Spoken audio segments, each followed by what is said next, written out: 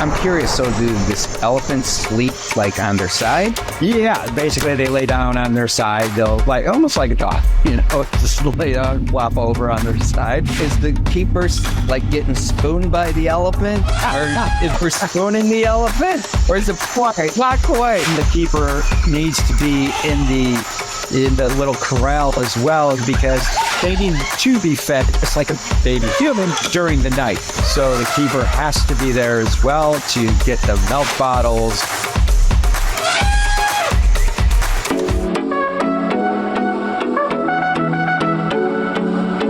Hello and welcome back to YHEA FOO. I'm this fool.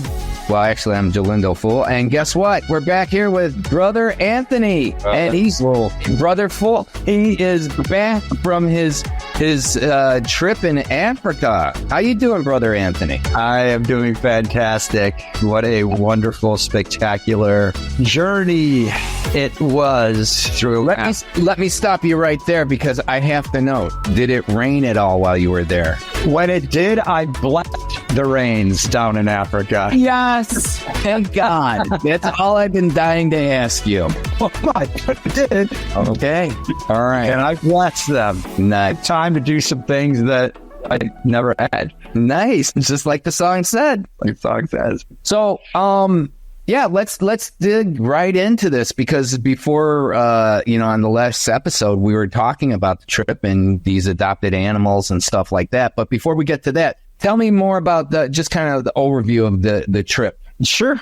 So the flight to Africa, you might imagine, is fairly long. And I flew direct from Chicago to Addis Ababa, Ethiopia, which was a 14-hour leg on a plane. A good thing that there wasn't that many people on it, so you could spread out and lay down. That was nice. Then I had a couple hour, like 3 hours in Addis Ababa, Ethiopia, before we flew directly to Nairobi, which was about a little over 2 hours, 2:15 or so, and landed in Nairobi. And that's where I was for a week, but did several different excursions out of Nairobi and within Nairobi, which is a wonderful town, actually. Had a great time in Nairobi. But was in Kenya for 2 weeks, was in Rwanda for a week, and spent a night and a day in Uganda on a gorilla trek. And so that's where I had met Emma, who we did a show with for Women's Month, International Women's Month, and the Red Rocks Community Development Project. But the whole trip started in Kenya and Nairobi. No, the whole trip started in Chicago. It started in Chicago, actually, yeah, because that's where I left from. So there was time getting there. About 17 hours of airtime alone. Wow. Yeah, I've gone to Australia, so that's I can't remember how many hours that was, but that was the same thing. And luckily, there was only 2 people in my row, so I was able to go and lay out as well. So, did you fly direct from Chicago, or did you go through LA? Oh, you went through LA, probably. I was through LA, started. Okay. Yeah, I did that. I did my master's research in Australia, and I did that Chicago, LA to Australia. Actually, New Zealand, then Australia. Wow. Yeah. Okay. So, all right. So now we're in Addis Ababa, Ethiopia, and that's where your babies were. No, my babies were in Kenya. Oh. No, Ethiopia that was just flying to Nairobi. Oh, okay. So that was okay. You landed there, and then from there, you were just a layover. That was a layover, exactly. And then we're in there, a layover on the way back in Ethiopia. Okay. So then Nairobi, and that's where you were for a week, and that's where the adopted animals were. That's where one of their installations is, the Sheldrick Wildlife Trust. One of their installations is right outside Nairobi, next to and part of Nairobi National Park. And that installation is the nursery. So all of the youngest orphans, the youngest ones, or those that have other issues developmentally, whether it's physical or traumatized, that's where they go first before they go to the reintegration units. So they keep them there until they're about 4 to 5 years old, and so they're getting bigger and and then they ship them off to the reintegration units where they get reintegrated eventually into the wild. So these are all the babies. So they're still all milk dependent. This is all of their little corrals or stockades, whatever you want to call them. They're like individual rooms. All of them, keepers sleep with the elephants every single night. Really? Yes. I'm curious. So do this elephants sleep like on their side? Yeah, basically they lay down on their side. They'll almost like a dog, just lay down, flop over on their side. But they're such social animals. Just like your last episode, that babies will cry because they want to know that they're not alone anymore. Elephants are the same way. They need to know mothers around. They need to know aunts are around and brothers and sisters. They need to know the families around.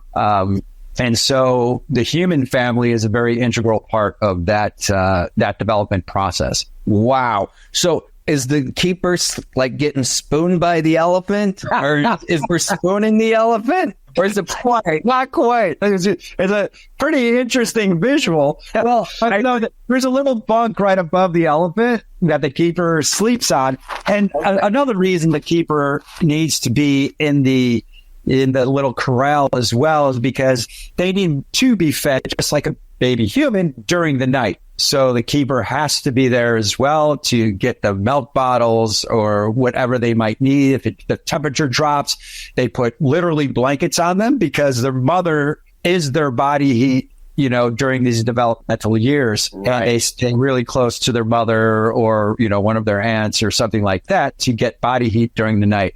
So they're protected. They'll stand underneath them and get body heat and also feed during the night as well. So a keeper has to do all those things. Wow. Yeah, because in the movie Smokey and the Bandit 2, when Burt Reynolds was having to move that elephant across country, there's the scene in there where he's sleeping at night and the elephant is basically spooning Burt. He was trying to sneak away to go and hook up with Sally Fields, and the trunk kept coming back and grabbing him. That trunk, that's a lot of fun to interact with because they're so dexterous with that trunk. And I had an interaction on one of the integration units. So for an older elephant, that's Meki was 8 years old. Still wasn't integrated into the wild yet, but I had a couple interactions with many of the elephants, and they will grab you with that trunk like they're grabbing you with like one of your paws, and like have that kind of dexterity at the end of it. And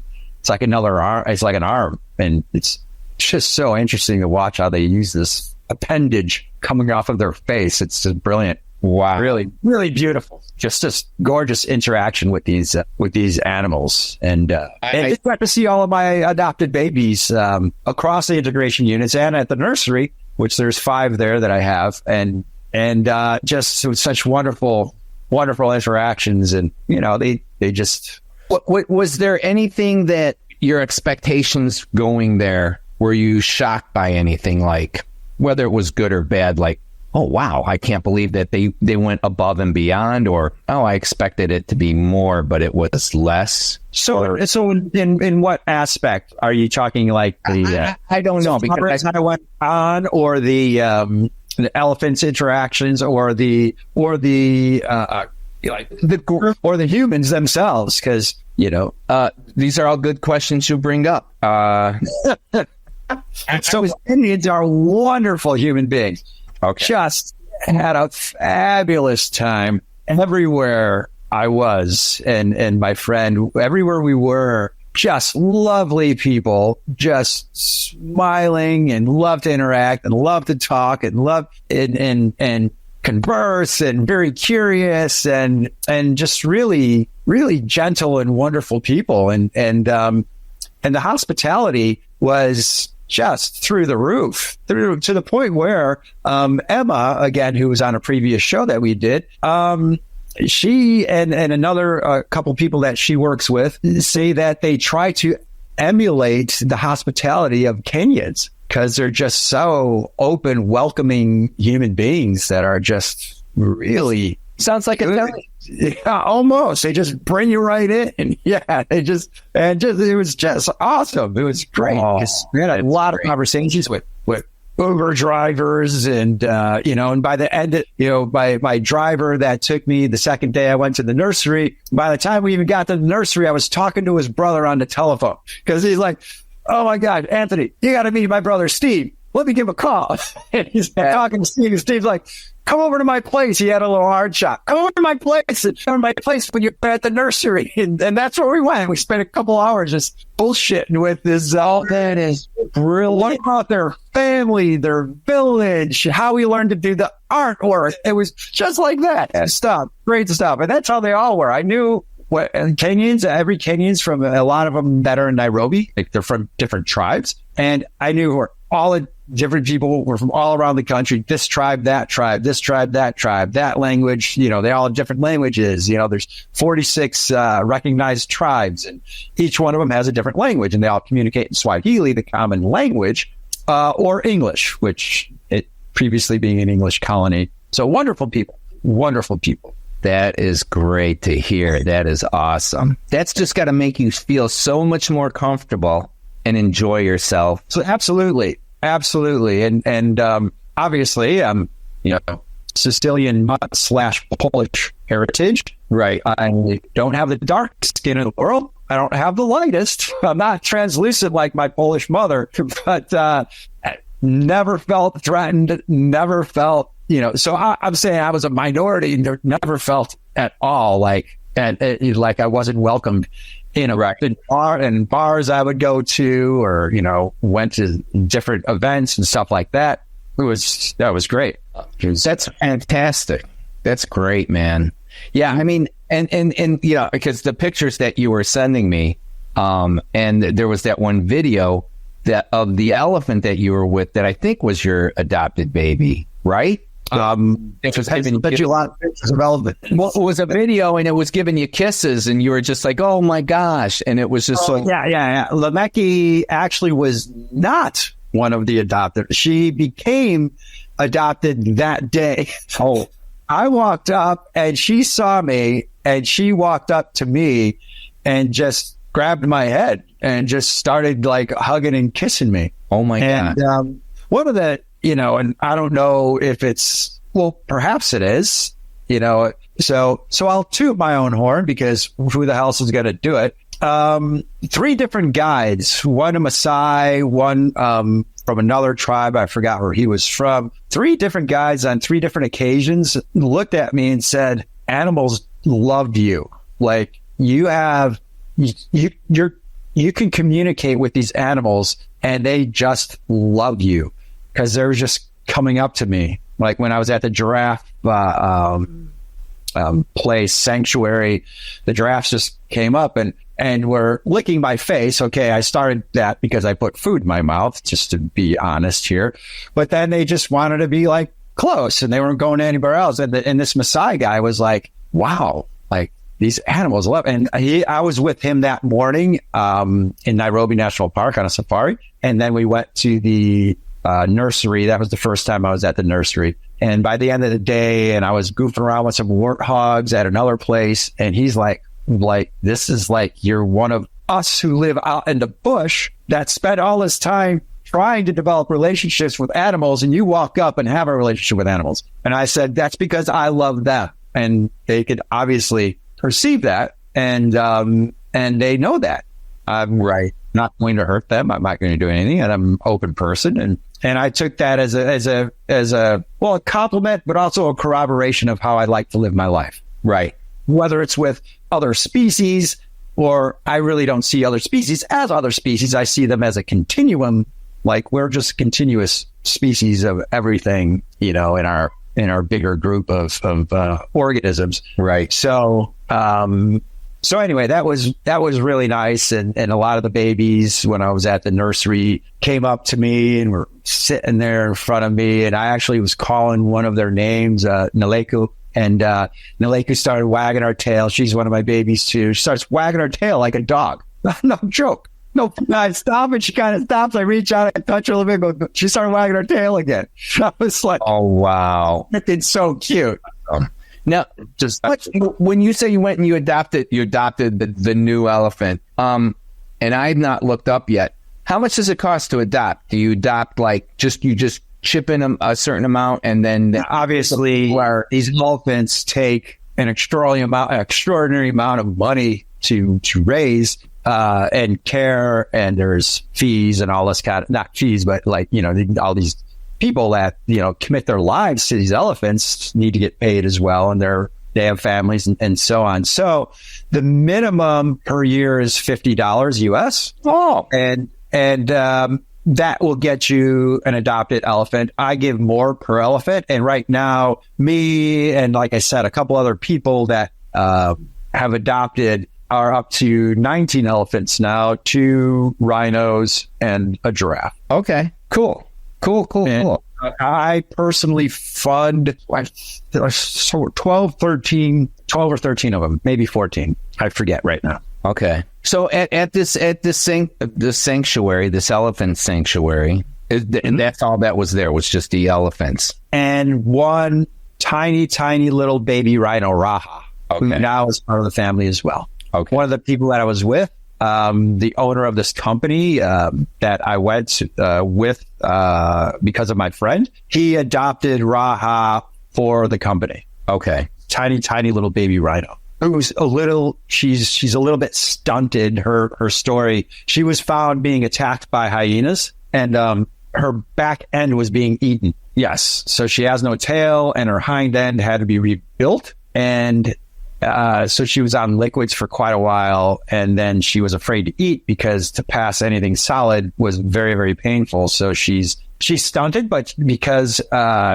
the black rhinos are critically endangered, she's extremely important for the genetics of the species. So they weren't going to pass on her. They did everything possible to help her along her journey of recovery. And now she is recovered, and now she's eating solids, and they think she'll be a reproductive mother at some point during her life. Eating solids and shitting like a rhinoceros. And shitting like an elephant. Exactly. But they're tiny because she's such a tiny little thing. She looks like a toy. She's tiny. Gosh. Tiny. So she's taking these cute little shits. And she shit right in front of me one time. When I was there for the second time, she took a dump right in front of me.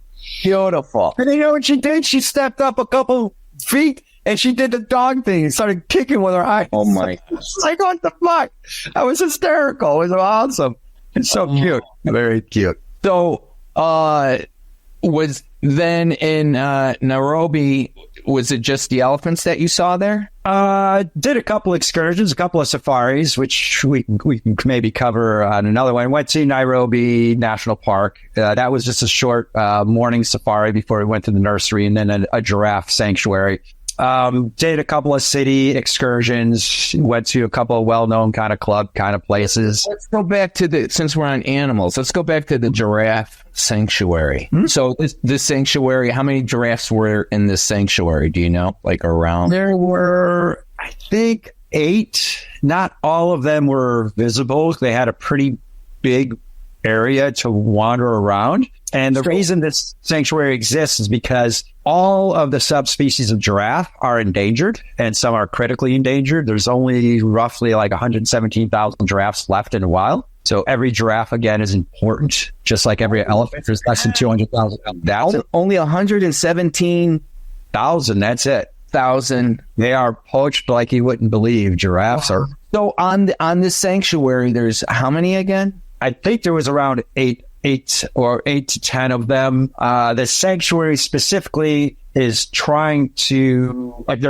get giraffes to reproduce. Gotcha. So you could feed these giraffes as well. They had like a giraffe 18 feet tall. So they had a big boardwalk that you could walk along, and they give you like little cups of food that you can feed the giraffes. And so the group of people I was with, I'm like, watch this thing, I'm going to get this thing to eat out of my mouth. They're like, oh my gosh, aren't you afraid? Like I put the food in my mouth. It was like eating out of my lips. Okay. Not right out of my whole mouth. They're like, oh my gosh, you're afraid? I'm like, let me explain something. Giraffes don't have any teeth. They have like back molars. They're not capable. They have lower back molars only. They're not capable of biting you. That's cool. No one would know that. I'm not right.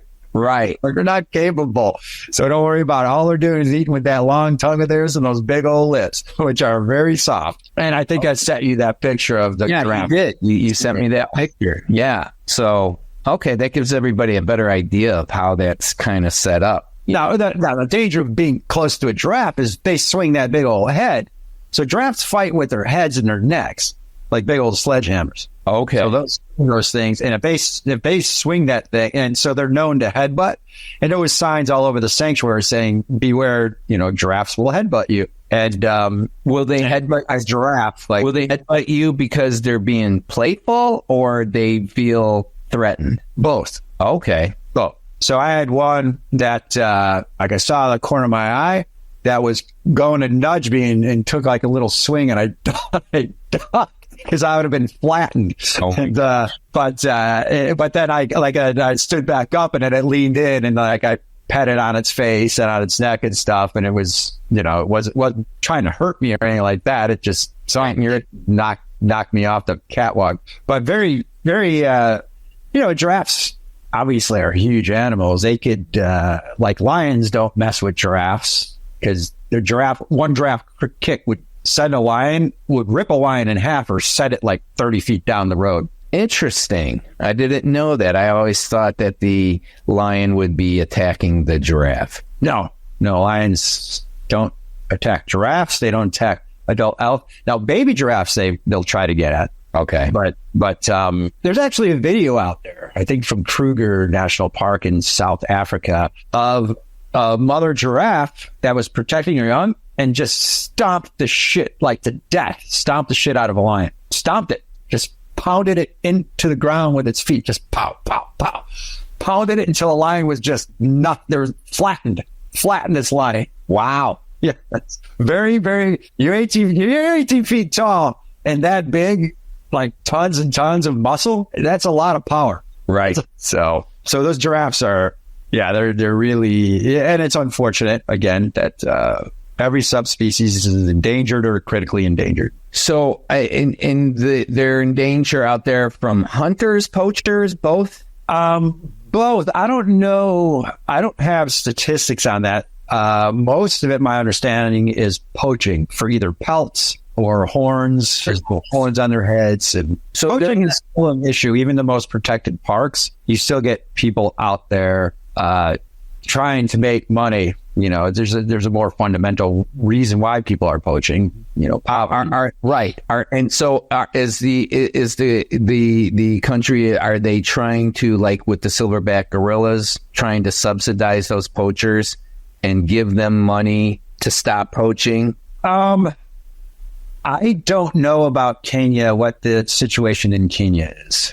I don't know if it's the same situation. Now, poaching has been diminished severely in the last 10 years, severely, because of social programs, because of education, because of spreading the wealth outside of the national parks, because of programs like if crops or something is destroyed by an elephant, they can get something in return as well. Or if an animal is taken by a lion and you live near a park, similar to the programs we have, that if a wild animal takes on public land, if a wild animal on the public land in the United States happens to kill a head of cattle, the rancher, on top of all the other subsidies they get, actually gets a kickback for losing that animal. Right. Okay. So because of there being less poaching in the last 10 years, it's giving the animals a little bit more of a fighting chance to survive. It depends which country we're talking about. So Kenya has done a fantastic job. Tanzania has done a fantastic job. South Africa has done a fantastic job. Other countries aren't, just because of the economic situation is different. Gotcha. And they don't have as developed tourism industry as well. So in the places I've mentioned, for example, and Rwanda as well, they've done a really good job. You have these populations actually increasing, elephant populations increasing, which is a very, very good thing, and giraffe populations increasing, but it's based on location. Okay. Now, did you see any other adopted animals? Were there any other places that you went, or was it just I went to both Well, there's several different reintegration units. Again, the reintegration units are where they're going out and going back into the wild. So they're not in a protected area like they are in Nairobi National Park. So that's a very, very protected area. They're still going out with keepers, but they are able to interact with wild elephants. So there's no wild elephants in Nairobi National Park. It's just not big enough to have elephant populations. So in the reintegration units, these are actually in the middle of these national parks where you have wild elephant populations all over the place. And so these orphans start interacting with the wild elephants. And at any time while they're at a reintegration unit, they decide that they want to go wild. It's up to them and they go wild. Okay. So that's all just dependent on the individual elephants. Rarely do they go out just singly because they make these bonds and connections at the reintegration units with other elephants. So they have friends and they kind of decide as 2, 3, or 4, like, hey, you know, we're kind of accepted by this wild group. Why don't we just go hang out with them now? And they just, you know, so there's a process. And they know once the elephant stays out, an orphan stays out for like a night, they're like, okay, now we should start expecting other behaviors. Like they'll stay out 2 or 3 nights. They'll still come back, maybe eat breakfast or come back and try to like get a bottle of milk or something. Like a teenager. Yeah, absolute sponging off their fucking mother keepers. But once they stay out for like 30 days, then they're no longer allowed to sleep in the stockades. So once they commit, then the keepers won't allow them back anymore. Okay. Unlike teenagers, college age kids or 20s and something, like, oh, you know, I'm out of a job. I gotta go live with mom and dad for a while. No, once you're out, and then that's it. They don't, but they come back all the time. They come back all the time and visit. They come back. So I saw ex-orphans and interacted with ex-orphans. It's one Rapa. I don't know if I sent you pictures of Rapa. Came up and just very timid up. And the guide was like, I really never see her do this with any human. Like she just came, like she just was so into you and came up to me and like reached out, wanted to touch me. And we had just these wonderful moments together. And she was an ex-orphan. She'd been out for almost 3 years. And another one, and Gekwe came back as well. And he was hanging out for a while. And so the ex-orphans come back. And a really super interesting thing. Okay, yes. How do you know that they're orphans? Like these keepers. Did your mother know you're first? Okay, no, you spend enough time with them. Even like I was only at the reintegration unit for a couple of days, and I already was, because the keepers are like, that's Lara there. You could tell because look at the sides of both of her ears have these like little like pieces missing. And that's NoHo because of the top of that ear is curled up. And that's Kenye because Kenye has a hole in her right ear, like literally a hole in the right ear. So like, and Asoit has this bad bum right leg that like he hobbles and so like swings it around. So even after the elephants have been gone for years, the keepers, if they're out in the middle of the park somewhere, because they post on their Instagram all the time, like, look who we ran into. And it's an orphan they hadn't seen in 5 years. And the orphan will come up and say hello. Okay. Yeah, I didn't know if it was if they wind up changing so much that you wouldn't recognize them, but that makes sense. Yeah, there's telltale signs that the keepers, again, these keepers spend years with these elephants in the reintegration process. Sometimes up to, what was one of the elephants at the Voy integration unit, where I did not spend time, but I visited it. I just didn't stay there overnight. There was a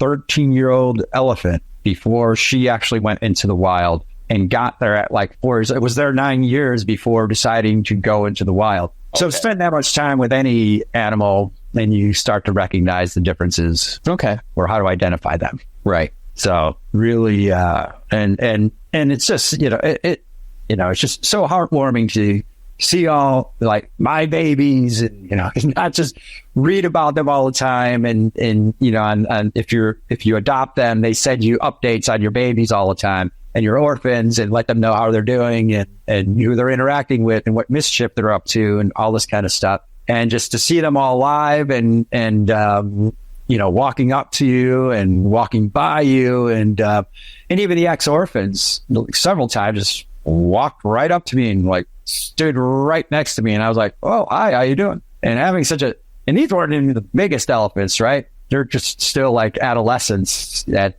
their age, because elephants live like 60 to 70 years. Okay. And so these things are still growing. They don't hit their stride as males till their 40s. Wow. So they're pretty big animals at every stage. But yeah, that's got to be really, when you go and you donate money to the wildlife, whatever group, you really don't get to see what your money is doing. And so to go and be donating, giving that money and supporting that animal, and then to see them, it's just got to be not just rewarding, but just feels so good that it's worth it. It's really worth it. It was, yes. I mean, I don't care how much I went into debt. Had I not done these things and got run over by a bus today, I'd be so pissed off that I didn't take advantage of this opportunity that presented itself. I was planning on going to see all the orphans. I didn't know when that was going to happen, but the opportunity presented itself to get over there. And I said, let's do it. I don't care what the cost is. And it wasn't cheap, to stay at they called it a camp. It was glamping. It was such a beautiful place where we were staying by the one of the reintegration units. Just beautiful place, but it was not cheap because they only rented for one group at a time, and it was just me and my friend. So we had to pay for the whole place ourselves. Okay, and if there was other people, then it would have been cheaper. Wouldn't have been as expensive, but it was just me and her, and so we had to rent out the whole place by ourselves, and that's the way it goes. And I don't even care how much it was. It was absolutely worth it. Good. So these interactions, and like you said, seeing all the babies and seeing and learning so much and having all these wonderful, wonderful conversations with the keepers. And I'll share a conversation with the head keeper at the Athumba Hill Reintegration Unit, Athumba Camp, Benjamin. He's the head keeper, and he's been there for quite a while. And I asked him directly, I said, so Benjamin, how did you get to be a keeper? How did you so on and so forth? And he said, a friend of his, he was interested. A friend of his was already a keeper at the nursery in Nairobi, and said, why don't you come a day and see what I do? And he went there, and then he kept going back. He wasn't working there. He was just interested in what was going on. And then his friend called up and said, hey, we're looking for another keeper. Why don't you come over and interview? And Benjamin said, oh, that'd be great, and come over whenever the date was set, And so he applied. And he asked his friend, like, what should I expect as far as questions? You've been working there. What are they going to ask me? What should I know? And he's like, I have no idea. And so he goes there. Turns out they were looking for 3. There was like 6 people. They were looking for more than just one keeper, but there were 6 people out that were interviewing. And here's how the interview went. They said, everyone get a uniform on. They all got a uniform on. They said, okay, this morning we're gonna walk over here. They just started walking with the elephants and spending time with the elephants and sleeping with the elephants and all this kind of stuff. Eventually, elephants stopped walking with certain people. Really? Yes. Like pretty rapidly, the elephants wouldn't follow certain people. And he said, like, this one guy would like stay in the elephant's thing in like in the corral and put headphones on at night. And at night, the elephant took out the little, whatever the device was, MP3 player, whatever, and stepped on it and smashed it. And he goes, that was one of my biggest lessons. We're here for them. We're not here for us. We're here for them. And so the reason why his friend couldn't tell him what questions the humans were going to ask is because it was the elephants that decided who was going to get hired for the keeper position. They were doing the interviewing. That's what exactly he's like. And that was the interview. The elephants coming to you and trusting you, those that they trusted the most. Eventually, after however many weeks, 2 to 3 weeks, a month, they said, sorry, you don't get the job. these people get the job because the elephants chose who they wanted to be with and who they wanted to work, who they wanted to have that job. And Benjamin pointed out that one story about the elephant, and he goes, then that was one of my biggest lessons about what I was doing in this job, taught to me by a baby elephant, that what are you doing here? We're here together. You are my family, and we're hanging out together as family. And so you need to pay attention to each other. That is incredible. That is a fantastic, wonderful story. That's a fantastic story, man. Yeah. And then he worked his way and so everyone starts at the nursery, and then the keepers ultimately, as needed, go to the reintegration units. All right. Yeah. Awesome. That's a wonderful, wonderful story. Benjamin was a wonderful human being. They all were. Had great conversations with all the keepers. Learned so much about elephants, elephant behavior.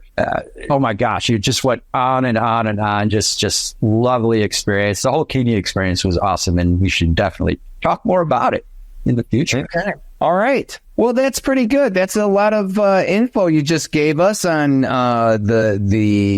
your babies. And I think let's wrap things up for now, and then I want to bring you back because I want to go deep into the details of the next trek of animals, of the silverback gorillas. Yeah, and also that I went on basically 3 different safaris too. And okay, boy, oh yeah, so we've got evidence is awesome, and zebras and giraffes and hippopotamus and gazelles and impala, baboons all over the place. Oh my gosh, what awesome critters! But all right, and also I went diving and seeing all the wildlife underwater off the Kenyan coast, which actually was a really beautiful place as well. It was awesome. So we'll have to talk about all these wonderful things, including the silverback gorillas, which I had a really intimate experience with. Well, yeah, and I saw the pictures in the video, and it blew my mind. And we'll discuss that. And I knew that we were going to be able to go and do the entire trip in one episode, that there's going to be multiple ones. So that's enough to tease the fools out there so that they'll come back and find out more about it. So thank you for sharing that part of your trip with us. Absolutely. And we're going to go and we're going to have you back again. All right. Awesome. All right. Do it. All right, Brother Bob. All right, Brother Anthony. Here we go. And we're going to go and peace out. Peace out.